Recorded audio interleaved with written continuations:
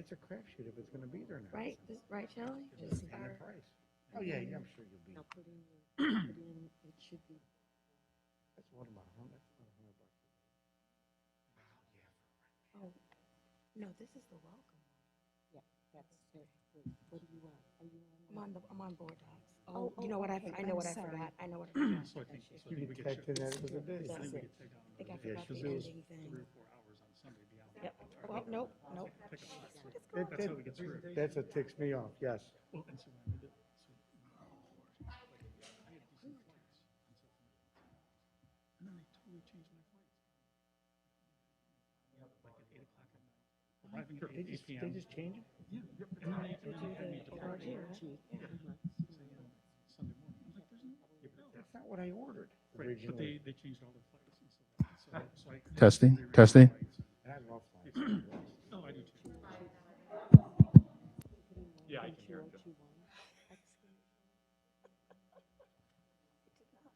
I thought so. Okay. Mr. Gibson, how are we, sir? I'm gonna get the lights also. You ready to go? You got your tap shoes on? You ready to go?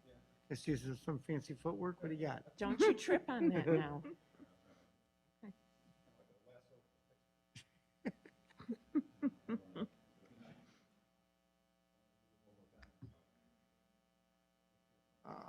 Yeah, we'll see if we can fix that. Meaning extend it, not shorten it. Oh. Hey, how's Morgan doing? Okay. Just so you know we're live. Just so you know we're live. Oh, we're live, yeah, sorry. Oh, okay, all right.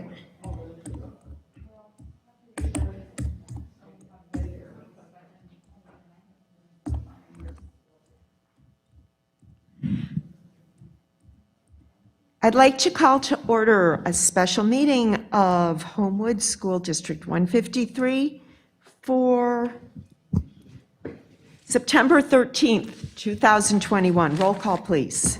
Mr. Bosch? Yes. Mrs. Bethay? Yes, here, sorry. Mr. Schmidt? Here. Mr. Zinnerman? Mrs. Havikhorst? Here. Mr. Booth? Here. Mrs. Marks? Here. 6 present. Mr. Zinnerman is out of town, so he cannot be with us tonight. We have a presentation tonight, which is the overview of the 2021-2022 budget. Thank you, Mrs. Marks.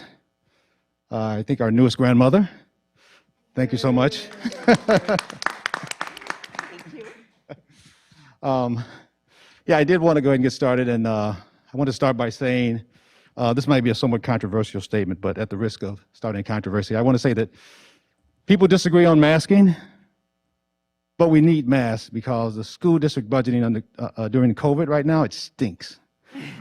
This has been a tough year to budget, even last year was. COVID just made things a lot more difficult because we don't know what the future is going to hold. We can't budget for it. We can only budget what we know and kind of deal with the facts as we have them. So one big example of that you'll see later is transportation. Costs were down last year. We didn't do much busing, but then this year we expected more because we have all our kids here, but then they can't supply a lot of drivers. So that'll be one interesting little fact that I'll share as we go. I know you want to go. There we go. So we'll start out with talking about last year's results. Here's what last year was kind of a little bit of verbiage about how it worked out. Again, last year was a COVID year, full COVID year. We had operating revenues that came in higher than budgeted. So that was not as surprising because we try to be conservative with what we expect with revenues so we don't get less than we budget.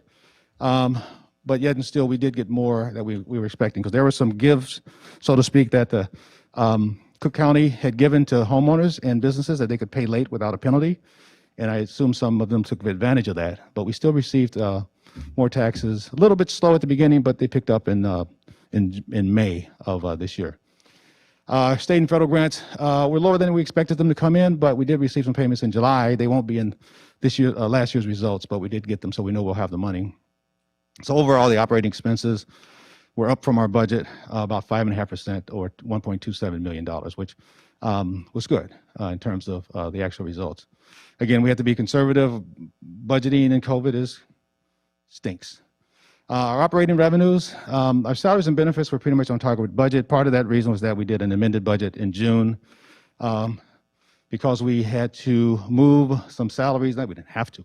We decided that we were going to do a one-time move of salaries that we usually pay in the summer for 10-month staff into the month of June, so we could capture all those in the same fiscal year in which they're earned, matching principle of accounting. Principal with an PLE, not PAL. So don't you guys get worried, principals over there. So we did that, and that was a hit that we took, expecting that we would not pay those salaries out in July and August, which we did not because they had been already accounted for in June. And I should be maybe a little bit more technical about that. We didn't give all the checks out. We didn't do all the direct deposits because that's a conversation that we would need to have with our staff, and we didn't want to disrupt people's lives so much.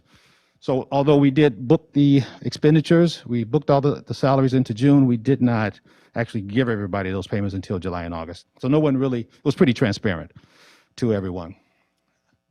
In terms of other expenditures, just kind of net this out for you, those were down by about 5.4%.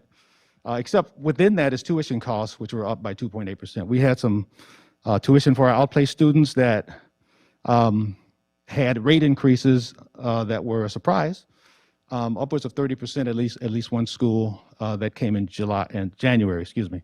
So we were not expecting that, and it kind of came as a surprise, and they have the authority of the state that says that we have to pay those rates.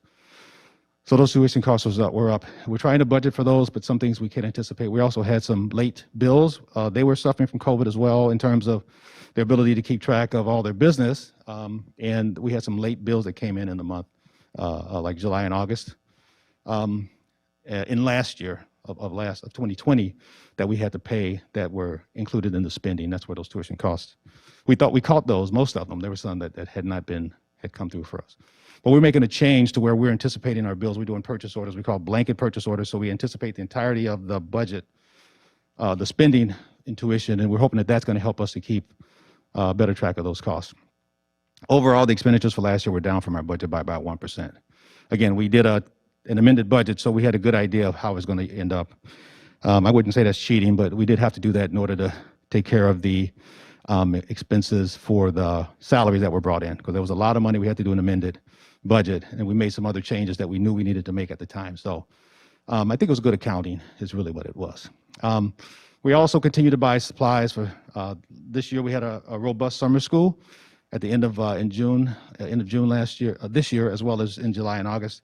And so we also did summer cleaning. We did PPE. We had that available for our kids and students and staff, excuse me, that to make sure they were safe. So looking at the numbers, last year operating revenues were about $24.3 million. Again, additional revenues from property taxes were included in that, as well as I want to also mention fees. We weren't necessarily expecting that parents would be able to keep up with their student fees last year, but they absolutely, in terms of school fees, they absolutely killed it. They really stepped up and continued to pay for the supplies and materials that those expenses helped to cover. Our operating revenue is $24.3 million against operating expenditures of $27.2. Now, remember again, we brought in those salaries, just over $2 million of salaries that we had expected that were the four payments, basically, 4 salaries in July and August.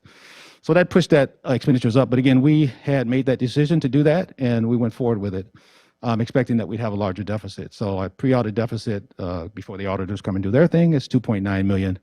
They may have some adjustments after that, but that's what we have right now.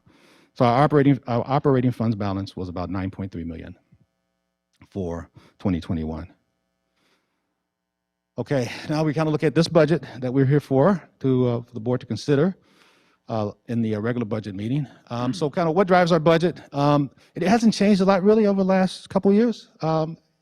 Really never in terms of property taxes. Also evidence-based funding, which used to be general state aid. We've had it going for a few years now, and Tier 1 as well, the tier we're still in. And we'll talk about that a little bit later. Mandated categoricals, which are the state grants that you have to do specific things with, like pre-K grant, things like that. Then there's the federal grants. There's some large ones that Dr. McAllister is going to talk about in a presentation, a regular meeting. Then also there's investment interest, activity, and book fees. Again, parents really stepped up and took care of those, and some donations and contributions. And also COVID-19, obviously, as I said earlier. What about the expenditure side? Salaries and benefits. It's about 80% of our budget. Student needs, interventions, curriculum, part of why we have the 80% of salaries and benefits, so we have people that can manage that. But there's also special services. Sometimes we'll need nurses for kids that have special needs, and other services that we provide. We have aging facilities and program needs. So our facilities, for those facilities department, buildings and grounds have to do a lot to manage those facilities. And that's an ongoing issue that Dr. McAllister and I are starting to work on with F&P to try to address some of the aging facility needs. There'll be more about that coming up in the future. Technology updating is an ongoing, never-ending thing, and Beth White can tell you all about that, but not tonight. And then COVID-19 again, it drives everything in these days. In terms of our revenues for this budget, property values have increased. I think most of us who have a tax bill to pay know that the assessments likely went up. I know they did for me and probably for everybody else. Also with that is a multiplier, or you might know it as an equalization factor, that also went up. The Illinois Department of Revenue sets that every year. Cook County is the one county in Illinois that always has a factor somewhere between 2.5 and 3, which means that they're only a third of what the other counties in the state are in terms of their assessments. So the Illinois Department of Revenue says, well, let's apply this factor to you. Everybody else gets a 1, you get a 3, and you increase your assessments by that. So those two things provided higher property values. Now I know that there's been kind of a hot market for sellers, but that doesn't really reach the homes yet because the assessments, although there's a new process that I mentioned where, I always forget his name, Nagy, I think, I won't go into it in detail, it's a lot of detail about it, but that has an effect as well. He's trying to keep up with the market, but they're not quite there yet, I don't believe, where the market is driving our assessments. It's usually been about 3 years behind. Then our budgeted tax collections are at 96%. Usually we collect about 98 to 99, but based on last year's collections, I mentioned they were up, so we're going to go ahead and go with 96%, and we believe that we'll get that percentage of taxes collected. So some taxes trickle in over the years, but basically for the budget year, we expect 96%. And again, I mentioned evidence-based funding. This year, since we're Tier 1, we get an additional $568,000. The state did allocate that and came through, followed through, so evidence-based funding has been pretty good. Last year was held harmless in terms of they didn't decrease us. They didn't give us any new money last year, but this year we got new money. Our adequacy, which is what part of the calculation which gives us money, is up from 62% to 64%, meaning that we're more adequate. We are closer to 100% of being able to fund ourselves from, local property taxes and whatever state aid they would provide. But we're still a ways off from full adequacy. See next, just a little bit of little chart. We did this one, I think, when we first started in 2018. There, I know there's a thing here, right? Is that working? Yeah, there we go. So in 2018 here is when EBF started. And so you can see we show what general state aid was, and they added, at that time, 675, almost 676,000. And then from there on, it's been pretty steady growth. This was growth. There's a little money that we moved into a non-operating fund, so that's a little lower. But this year, we're going to be at 7.2 million, up from 6.685 in our operating funds. So that's that $568,000, and that's a good thing, really. It's not enough yet, but it's still a good thing. Let's see, next we'll look at expenditures. And again, what I just did was show you the biggest pieces of our revenue budget, property taxes and evidence-based funding. And expenditures, just a little bit of verbiage here. Our salaries increase every year. We have a bargaining agreement, and typically those increase each year. There's some other detail into that, but we won't cover that today. But there's ways that we've had in the past where we've had flat increases, no increases, and some other things, and attrition, so where we can reduce salaries, but salaries tend to increase each year. This year, in addition, because of COVID, and last year as well, we did have to hire some extra staff for different reasons related to COVID and class sizes. You know, we can't keep those too large because of spacing. So, you know, a teacher here, a teacher there, kindergarten this year for sure. And then the student management. So we've got to have those supervisors to help out in the lunchroom and on the playgrounds to help keep students spaced and keep them safe. I know we've done more making sure our students are getting outside so they can take their mask off, have a little break. But we still got to have supervision, make sure they're, you know, keeping the spacing. Benefits costs are anticipated to be a little bit lower, not much, but we had no increase in our premiums rate. So when we do our, when we redo our benefits every year, we don't go out to market necessarily, but we get our new rates from Blue Cross Blue Shield. And so we didn't have an increase. So we've had some good experience, and we do a really, really active management process with our benefits, as the board knows well, because we've done that process during negotiations as well. So that's helped to keep our rates flat. Transportation costs were down from last year. I mentioned that before. We are doing more busing. Starting at the beginning of the year, we're busing our students, but there's fewer buses, fewer routes because there's a driver shortage. That's the stinky part, especially with budgeting under COVID, because we thought we were going to have routes set, and we did all this stuff back in the summertime, and Mary Market, our transportation director, was really on top of everything. And then all of a sudden, not all of a sudden, but it felt like all of a sudden, we got noticed that drivers were balking at driving. Some of those reasons were because of the unemployment compensation that folks were getting. And also some people just were not comfortable with working with COVID. And there's some other issues associated with that now because the governor, and I think rightly so, has mandated that vaccinations happen, and there's people that are not comfortable with that as well. So that could all, you know, that can contribute to some shortages, not just with drivers, but with other kinds of professions as well. Again, maintenance costs increasing slightly. There's still work to do. Aging facilities, it's always a cost that we have to bear. We have textbook adoption this year as well. I think we had one last year. Kathy, am I right about that? Yeah. So I think it was about for the same money, roughly. Yeah, okay. With student devices, that's been a huge thing with COVID because we've had to have them so they could take them home. Again, Beth White has been on top of that. She and her team working very hard. Make sure student had devices, extra tuition payments that I mentioned, outplaced tuition for those students, for those schools that had not paid us, but we've always got some tuition payments coming in. And then we used $2 million of referendum funds. That's this year that we're going to be, and we also did that last year. So that's something that we're tracking very closely, how we use those referendum funds.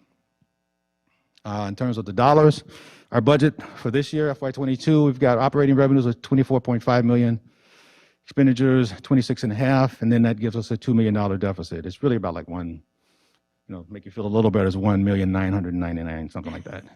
But it's, rounded up 2 million, and that gives us an operating funds balance. You remember the leftover from last year was 9.3, so now we're going to be at 7.3 of operating funds balance.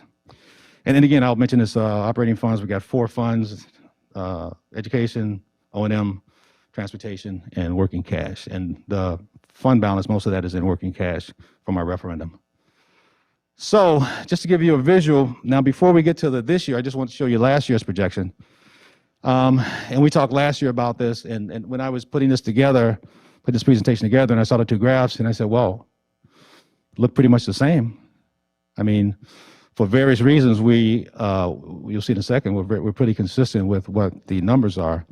But you can see that from 2019, we began a downhill slide as we expect, because that was the second issuance of our bonds. We had issued them half in 1 year, then half 2 years later, or half in the next year. And then if we're there in 2022, right now where we are, you can see our fund balance here at 8.2 is what we're expecting. And then that would be going down to 5.8 and then on down to 3.3. So that is that was from last year. So that's what we look like. We were expecting, let's just say, keep this number in mind here for FY22. Oh, I didn't want to do that. I tried that. Here we go. Sorry, fat finger mistake. We had 8.2 million that we projected in 21 that we were going to have in 22. Now for this year. Again, the graph looks very similar, and now we're talking 7.3. So obviously it's not as, and I'll just go back to that one too. So we've got 8.2 versus 7.3. So, it's off by about $1 million. That's a lot, but the character hasn't changed. What we knew last year, we thought we knew, again, with COVID and the needs that came up with COVID. And again, I mentioned even though we were paying for a few routes in transportation last year, we did have some money that we paid out. The board was kind enough to help Kicker during that time because we were expecting reimbursement from the state, and we paid them even though they weren't necessarily running routes. And I think HF did that too, and other school districts. So we could keep them alive and running. Obviously, they needed it because right now we're struggling with drivers. So this is the graphic depiction of what we look like at the end of this fiscal year. Again, it's a graph that we've used before, started with our referendum, so it's a good 10, 11 years we've used this, and so it's been pretty good for giving us an idea of what our decision, where we need to start looking to think about forward-looking decisions. So I'll leave you with that. And then just a couple nice little things about our plan for the future, which is pretty similar to last year. Student, staff, and family safety, delivery of instruction learning process, our finances and facilities. We've got retirements coming up again. And then transition leadership, just left that there. That was really for Dale and Scott changing. Now Scott is making his name, or, making his, doing the work now on his own, basically. So, well, with us. I shouldn't say on his own, with us. And then, again, continuing to consider the possible COVID-19 long-term implications. We have to, obviously, with the new Delta variant and Mu or other ones coming up, we've got to always have this in mind. And finally, if there's any questions, we'll entertain those and do the best we can. Anyone on the board have questions or comments? No? No. You do such a good job of explaining. You Yeah. don't leave anything for us to ask. I'm good with that. This is really like a little bit sobering because of the effect of COVID on what our plans were. And, but I think that you've done a really good job of making sure that we are spreading our dollars as far as we possibly can. Oh, thank you. And I really appreciate what you and the rest of ADCO has done to make sure that we're really doing what we can to spread those dollars as far as we can. So thank you. Yeah, thanks, Shelley. And I also want to thank the F&P as well, asking some good questions, some hard questions, and making sure, that we're diving in and doing the best we can to give a good budget and make sure we manage the money well. All right. Thank you. Just some comment, I guess, from an F&P standpoint. I think like John said, last week we had a meeting and we had some serious discussions about the budget and then going forward. And I think there's going to be a lot more discussions going forward with Scott and F&P and the rest of the board with the budget and trying to figure out or come up with some sort of a strategy to manage our money as best as we can and again, make it stretch as best as we can also. So a lot more work to do. If I could add very quickly that I so appreciate that you keep using the same graph that we've used all along. I think it just helps with our transparency. There's no questions about what we're doing. It's just always been shown the same, and I think that's very helpful. I like consistency. Yes, me too. Plus, it makes it easier to do the presentation. It does, yeah. Yeah,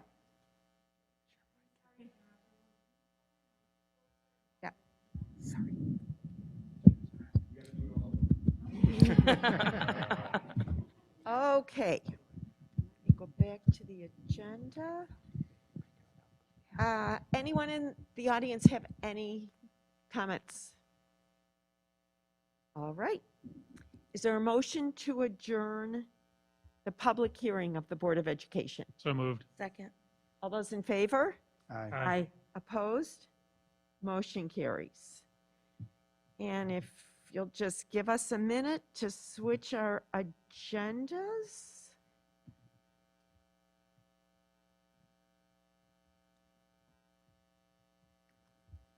I'd like to call to order the regular meeting of the Board of Education for September 13th, 2021. Roll call, please. Here. Here? Mrs. Buffet, Here. Mr. Schmidt, Here. Mr. Zinnerman, Mrs. Havikhorst, Here. Mr. Bosch, Here. And Mr. Zinnerman is still out of town. We have approval of the minutes from the regular board meeting of August 9th, 2021, and the special board meeting of the Board of Education of August 31st, 2021. Are there any additions or corrections to either set of minutes? Is there a motion to approve? So moved. Second. All those in favor? Aye. Opposed? Motion carries. And we have future dates.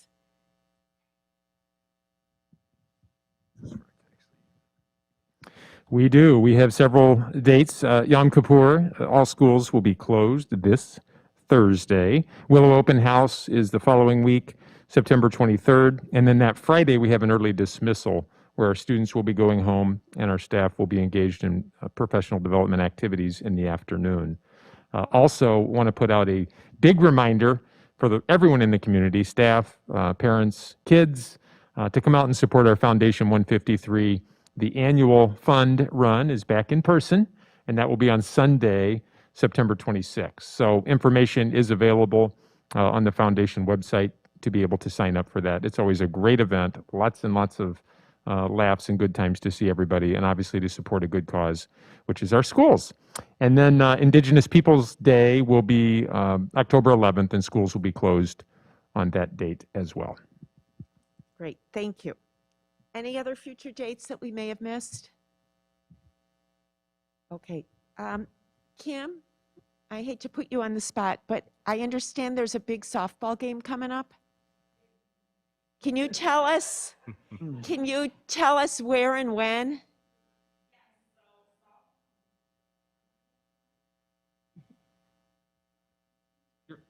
There's Ron's is here too.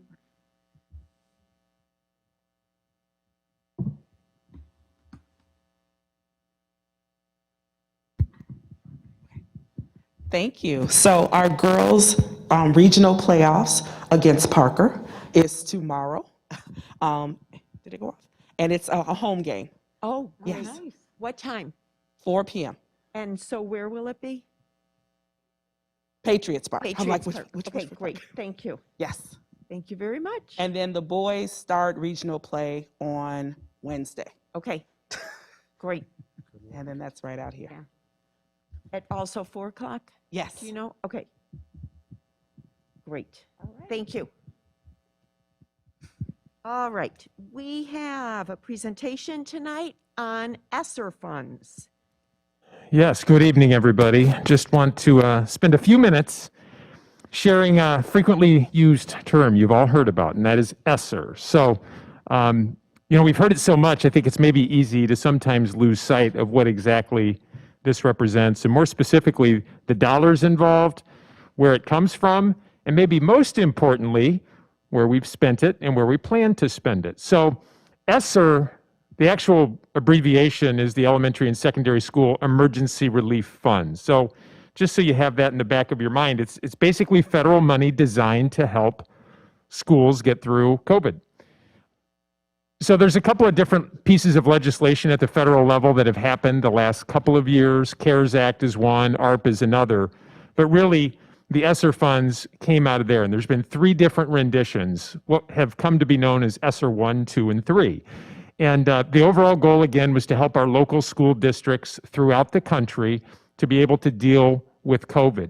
And there's a variety of things here, some of which were specifically designated. The money must be spent in these areas, and then other areas, they give us some discretion on how to spend that money. So some of those categories include what has been generically called a loss of learning. So we know that when students were home last year, they did not learn as much as they would had they been in person. So to address loss of learning, money was specifically designated for summer school, for tutoring programs, which we'll be beginning here soon, for curriculum materials, for technology, which a lot of our ability to put a device in every student's hand was because of ESSER dollars.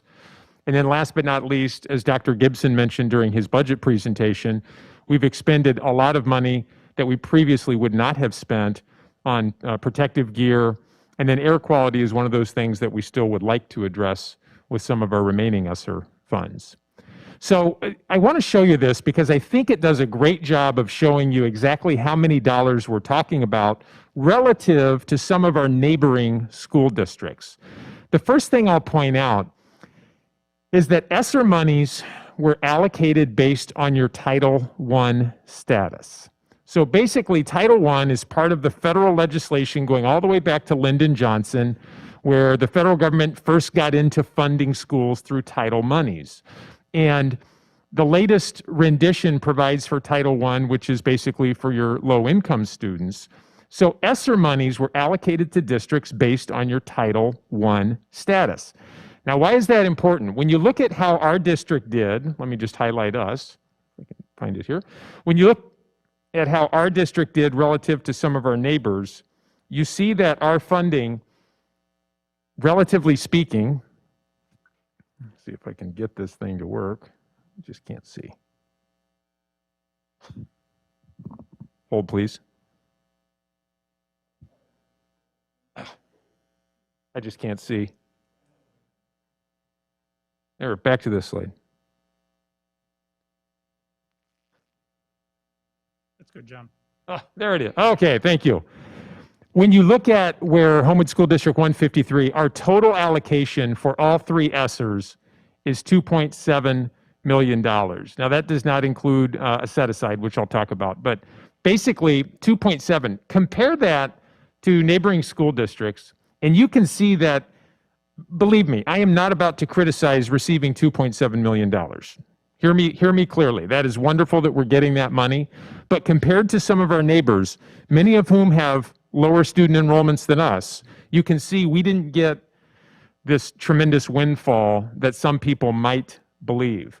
And again, you can just compare districts such as Brookwood 167. They have a student enrollment of about 1,100, and they got 2.5 times the amount of money we did. So again, it was based on your Title I status, not your evidence-based funding status. So as Dr. Gibson pointed out, we are a Tier 1 district, meaning of all the states in Illinois, we are funded at the lowest level, 64% for FY22, 64% on the dollar of what we need to provide a, quote, A+ education. So the state says, what does it take to provide every student with low class sizes, social workers, nurses, psychologists, a whole laundry list of things? That costs, let's say, $1. We get 64 cents on the dollar to pay for that education. So we are a Tier 1 status school. This funding was not done on tier status, okay? That's why we are, relatively speaking, low compared to our neighbors. When you look at it on a per student basis, the last column here, you can see, again, our take was about $1,400 per student. I mentioned Brookwood.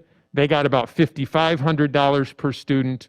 Ford Heights got $17,000 per student.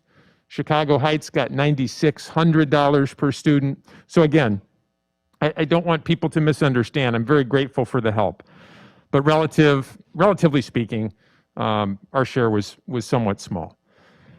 So how have we spent this money? So SR1, that was the first piece of legislation that came out. In FY21, that's when we had to have spent that money. Well, FY21 has now passed, right? And sure enough, we had $196,000 that we got through SR1. How did we spend that money? Well, Beth White, our Director of Technology, we were able to put a device in every student's hands, like I mentioned, because of that money. We put cases on those iPads and laptops to protect them. Filtering software, so when students were at home, they weren't able to access inappropriate material on a school device. Zoom subscriptions, we had to be able to communicate with kids, so we paid Zoom subscriptions. And then also for our little kids, our younger students at Willow, Seesaw accounts for them, which is another software program. So that's how we spent roughly $200,000 of SR1. SR2, we got roughly $780,000. That money has to be spent by the end of this fiscal year, and we have already spent it. Again, how did we spend it?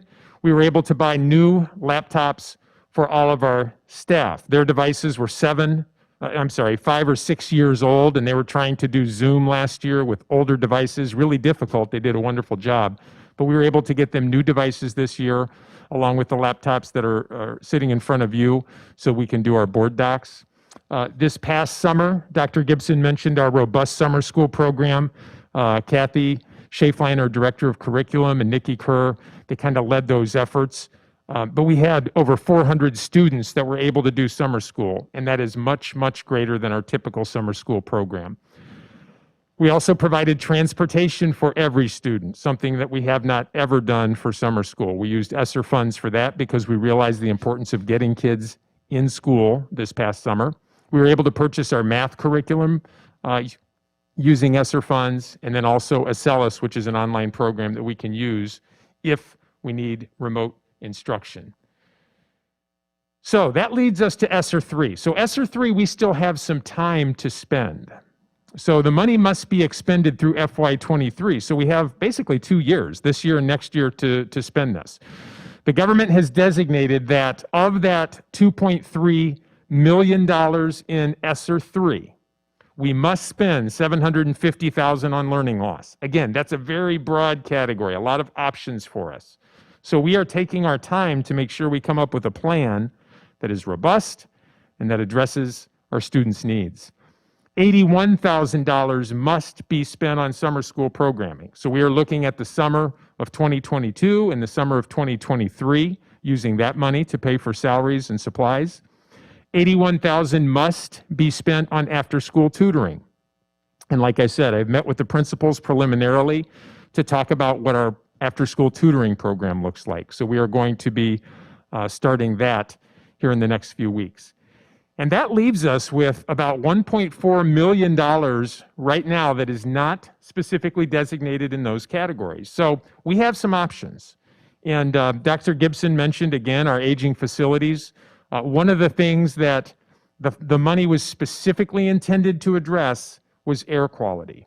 And so we have an opportunity to use some of these funds to address, keep in mind, all 3 of our buildings were built in the 50s and 60s, right there, aging facilities, many of which still have original HVAC equipment.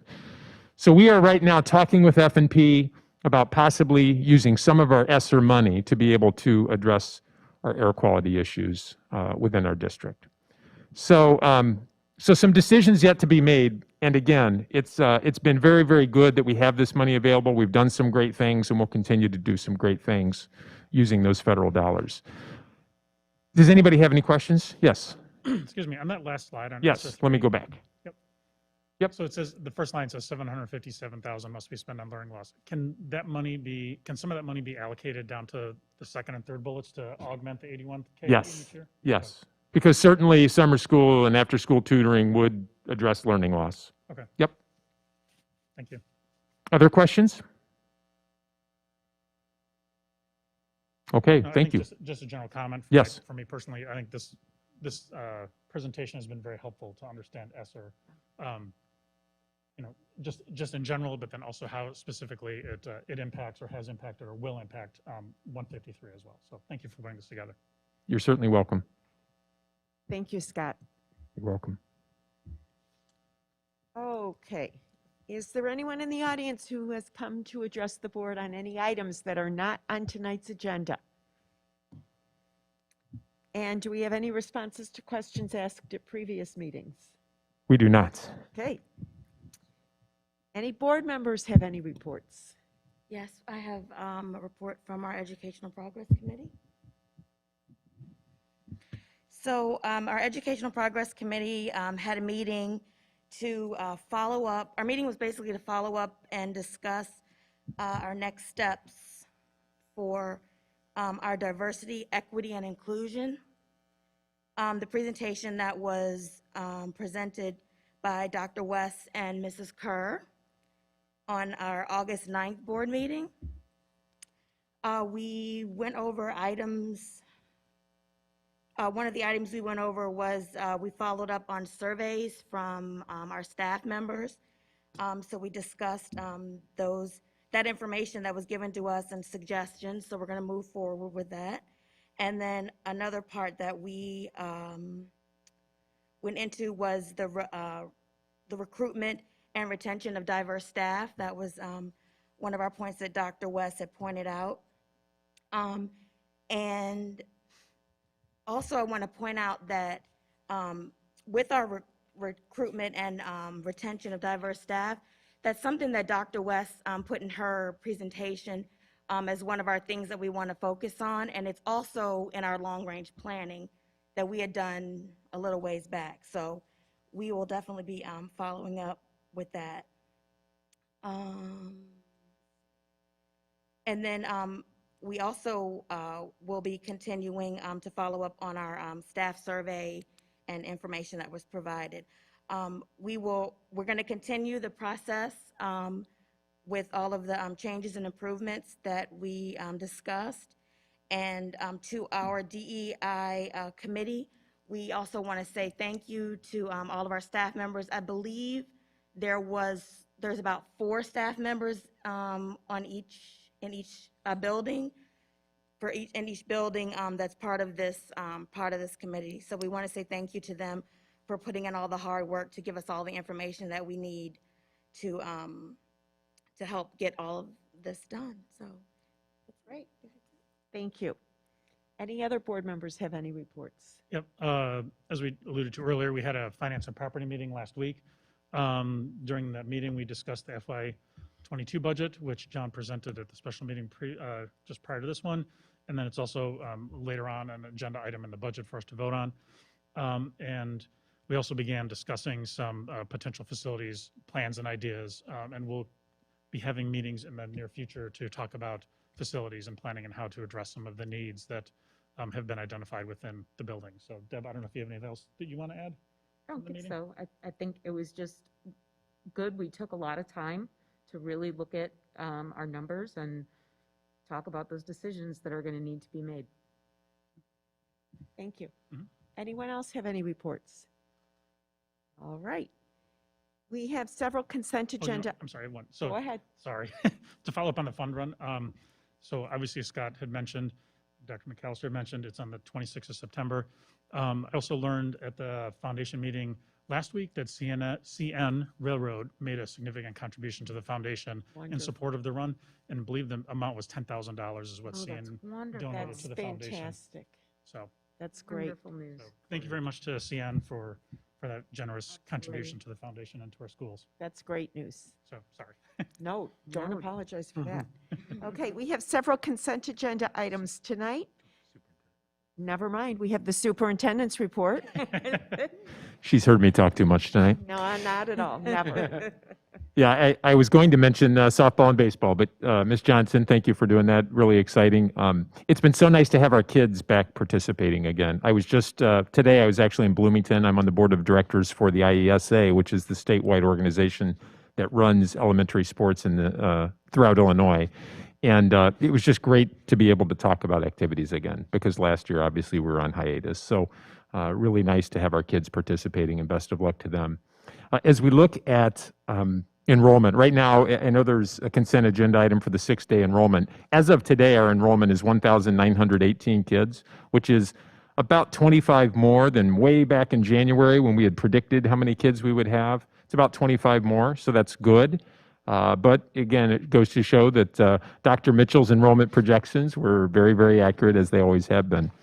Shield testing. So this week, we are beginning our 3rd week of shield testing. And I encourage all of our families, all of our staff, all of our board members, all of this information is published on our data dashboard, so anybody can go to the district website and see the results of our shield testing. We are posting on a weekly basis how many students, how many staff were tested, and how many came back as positive. And every time we've done it, the 2 weeks that we have done shield testing, we have identified positive cases. Keep in mind, SHIELD is designed to catch asymptomatic people. So students and staff who are walking in our hallways, they feel perfectly fine, and then find out they have COVID. So the idea, of course, is to remove them, isolate them so that they're not able to transmit to others. So even though it creates a real burden, and I'll talk about that in a second. Even though it creates a real burden on our school personnel to handle remote instruction for the number of students that we have, I want to emphasize that SHIELD is doing exactly what it's supposed to do. So when we were one of the first ones to jump on this in the summer, and right now there's districts that cannot get SHIELD testing because, quite honestly, the agency is overburdened now. There's so many districts trying to get the testing because they realize its benefits that they can't get it. So right now we're in on the early end of that, and we're able to get SHIELD testing done in each of our buildings on a weekly basis. We have run into a few hiccups. So the first week they didn't have enough laptop stations, and we had bottlenecks. The second week, the SHIELD test site actually crashed. So they're trying to process vials, and they weren't able to do it because the computer just kept spinning. So this is our third week, and we're hopeful to get those numbers up into the 80 and 90% of eligible students and staff. As far as remote learning, so I ask for continued patience from all of our families. I think we're doing a wonderful job, but it is, just picture every time that we find out, I say we, actually it's the people seated in the back. It's our principals, it's our assistant principals, it's our nurses. Every time we get news of a positive case, we first have to contact trace, and then we have to quarantine. So every one of those cases that we're catching with SHIELD results in layers and layers of additional work. And so we are meeting tomorrow. We're going to continue to fine-tune those processes so that we can continue instruction for kids who are at home. I know there's been some challenges, but trust us when we say we're going to do everything we can to address that and get that done seamlessly. And I just want, all of our administrators are in the back, and if you're watching at home, you can't necessarily see them, but I just want to thank each of them. I'm looking at them in their faces, because this year, like perhaps none other, I mean, last year was obviously crazy in its own way, but now that we have all of our students back, I think it might even be more challenging in many respects. And the amount of work that our administrators have done, our school nurses, there's no way our school nurses 3 years ago could have envisioned their jobs being what they are now. And of course, our teachers and staff. I mean, it's just an amazing effort on the part of everyone. And I know our families understand that, but I don't think we can say thank you enough. And we'll continue to do everything that we do. But just know a lot of hard work going into providing a high quality education. And of course, thank you to our families. I mean, I know our families are incredibly supportive. We're fortunate to live where we live. And every time I get an email, every time I get a phone call, I appreciate the feedback so that we can make ourselves better. So thank you for that. And then last but not least, vaccinations. I know we have our October 15th vaccination deadline. So we're continuing to work with our staff to get them fully vaccinated by the October 15th deadline. And we will be publicizing more about everybody else who is affected by that mandate outside of our building. So outside vendors, volunteers, et cetera. More information will be forthcoming as we approach that October 15th deadline. Thank you. And I just also want to add, everybody who is, every adult in 153 chose education because they wanted to help children learn. And right now, every administrator, secretary, nurse has become a COVID manager. And that is not what anybody signed up for or trained for. It's learning on the fly and doing it incredibly calmly and with grace. And I just really appreciate what all of you are doing to make this work. I'm really looking forward to the day when we can all go back to doing what we do best.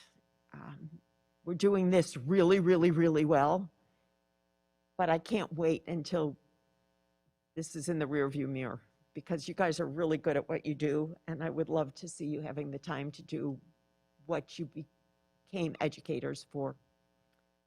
So don't think for 1 minute that we're not aware of how your jobs have changed for the time being. All right. Now we can do the consent agenda. We need to authorize the chief school business official to pay the usual and customary bills for October 2021. We have a personnel report. Yes, we have several leaves whose names you can find in your packet. A few people leaving us, unfortunately, which happens as people find new employment elsewhere. And then also you see the name, we are reassigning the Willow permanent sub, Maya Hubbard Manier, into that new kindergarten position based on new enrollment. So kindergarten enrollment, I was talking about projections earlier, it is 17 students higher than we had predicted. So 17 kids in the kindergarten room that's a lot. So it's basically a whole section, which is why we're creating that new class. Great, thank you. Any questions on the personnel report? Recognition of the sixth day enrollment numbers. And again, I had mentioned those earlier. So every year on the sixth day, we kind of capture what our enrollment was. It was just below 1,900 on the sheet that you have. Like I said, it's about 20 higher today, but that's the enrollment figures. And we have approval, any questions on sixth-day enrollment? Nothing. Okay, we have approval of administrators' compensation report. Any questions on that? No. We need to authorize to sell or dispose of district property. Any questions? No. All right, and we need to approve tuition and salary adjustments for our staff. Yeah, these are staff members who have gone back to school, continue their education, which is obviously a benefit for all of our students because of their increased education. So as they continue to get credit hours, they move over on the salary schedule for additional earnings. So I guess one thought I had, when I was looking at it, and I've reviewed these obviously year over year, and one thing I'm always impressed about is how much continuing education or further education the staff of our district go through on a year basis. So I think kudos to them for continuing to improve themselves, obtain skills to improve their teaching skills and so on. So I'm always impressed by the number of folks, and this is something I think that's a worthwhile thing that we do, that we provide to our staff and give them an opportunity to take the time to do that. So thanks again to everybody for their time and efforts and continuing to improve themselves and make us a better district. And we have compensation for 200-day employees.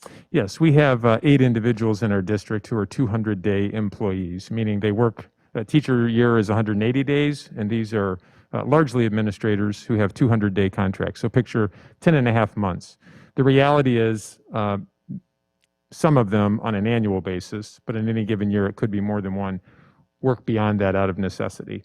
And I mentioned specifically our assistant principals come to mind.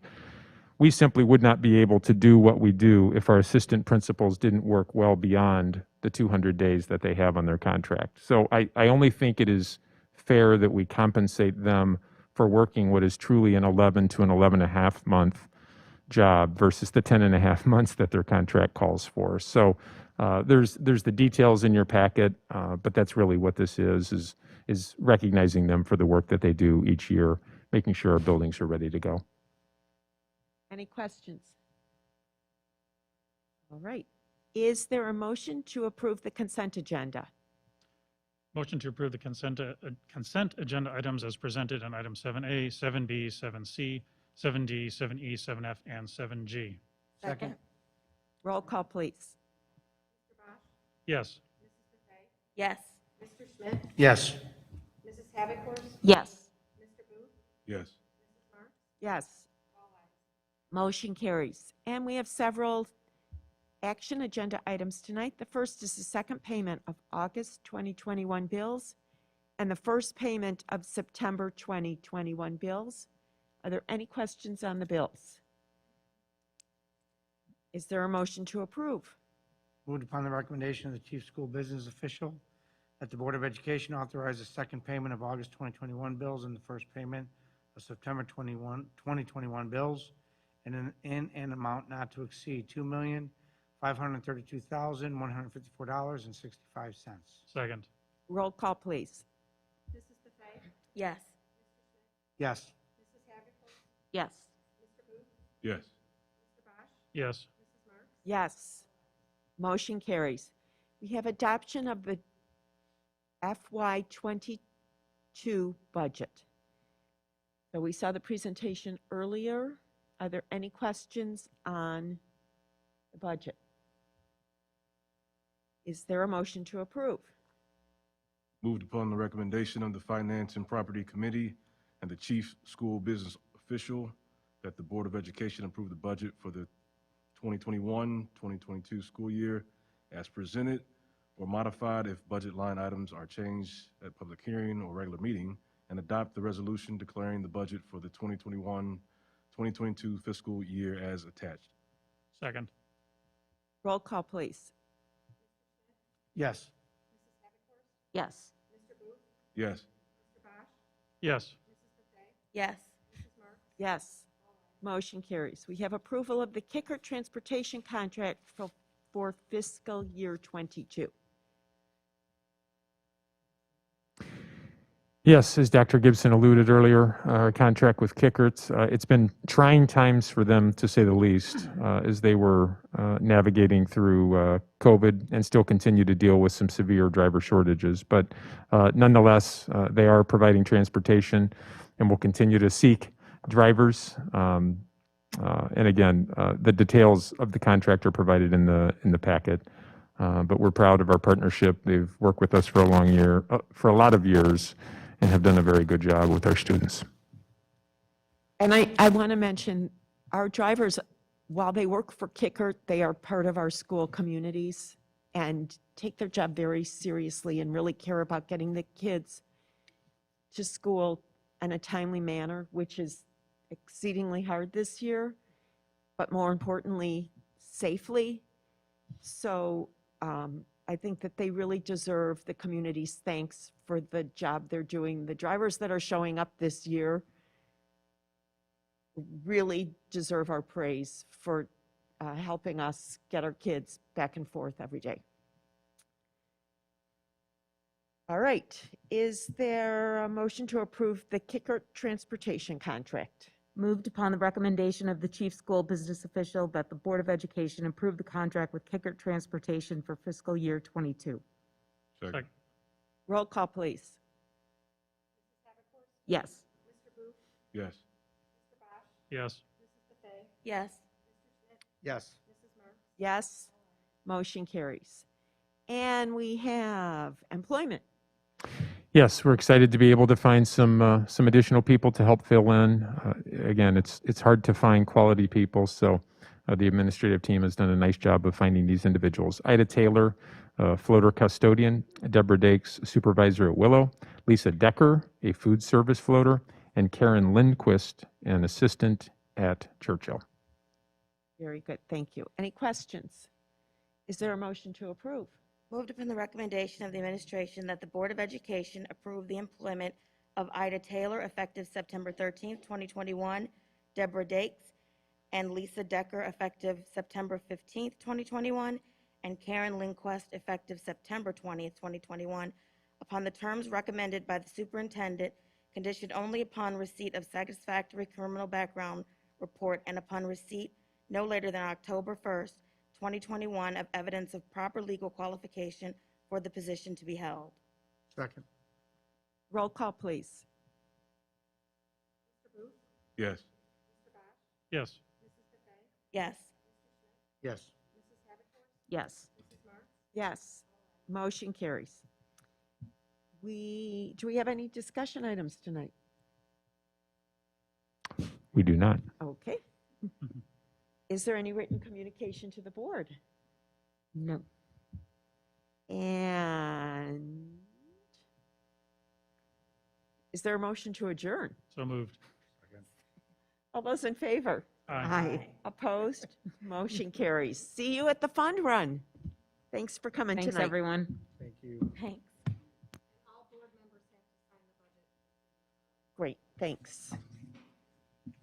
Don't anybody leave until